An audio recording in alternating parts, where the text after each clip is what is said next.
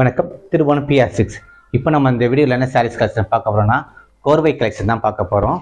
கோர்வை கலெக்ஷன் மட்டும் இல்லை, மகளிர் தின நல்வாழ்த்துக்களுடன் அனைத்து மகளிருக்கும் 10% டிஸ்கவுண்ட் தரோம். எல்லாம் ஃப்ரெஷ் சாரீஸ், நியூ கலெக்ஷன்.